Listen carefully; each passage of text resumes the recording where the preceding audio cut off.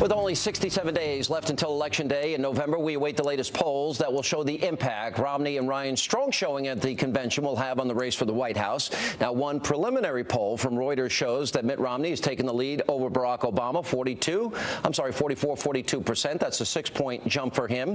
The GOP ticket was aided by the impassioned appearances by fellow Republicans at the convention, one of whom is my next guest. But not everyone was happy with Mia Love's speech. It seems following her address, someone vandalized her Wikipedia page with some very offensive changes. Joining me now, fresh off her rousing speech, is Utah congressional candidate Mia Love. Mia, welcome to the program. Great job at the convention. Great to see you.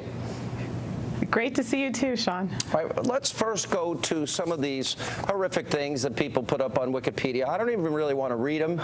We'll put them up on the screen if people want to read them themselves. I mean, just really horrible things. You sold your soul in the name of big business, a word I'm not going to mention, a sellout, you know, horrible things, which, by the way, African Americans are often called if they are conservative. I want to get your reaction to that. You know, those words, I'm no victim, so those words, they don't bother me. You know, am I surprised? No. Am I disappointed? Absolutely. I think that the issues that are facing Americans right now, they're colorblind. You know, when China comes back and decides that they want their money back, you know, they don't care what color our children are. They don't care what gender our children are. All right, let me go, because Joe Biden's comments probably got the most attention when he said unchained. They want to put you all back in chains. Then you have the Los Angeles mayor, you know, talking about the Republican convention, and there were many minorities, African Americans, Hispanics, many women speaking there, as there have been, by the way, in past conventions. He said, well, you just can't trot out a brown face or a Spanish surname and expect people are going to vote for your party or your candidate. In their states, in their districts. I want to get your reaction to this. It seems like a false narrative that the Democrats want to advance to demonize conservatives. What's your reaction?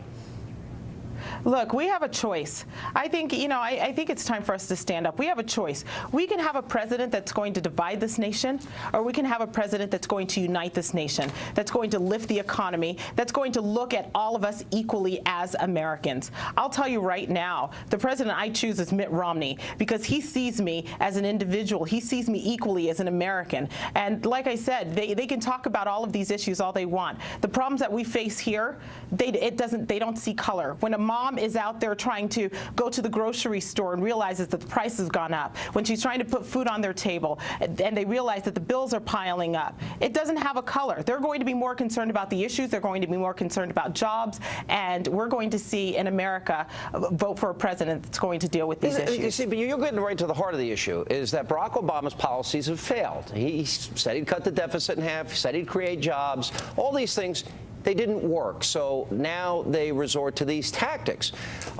If Mitt Romney were to ask your advice, how best to handle this false narrative, this caricature that Democrats want to paint of what conservatives are like, what's your answer to him? I think he's doing a great job. I think he's doing a great job because, again, when we're looking at the 23 million Americans that are out of work, when we're looking at the people that have just decided to stop giving up work, the people that are having a hard time investing because they have no idea what taxes are going to look like, they're going to vote for somebody because they're going to vote for somebody who's going to deal with these issues. They're not going to vote for the divider-in-chief. They're going to vote for the person that is going to get us back on our feet economically, the person that's going to bring down the national debt, and the person that's going to deal with big spending government.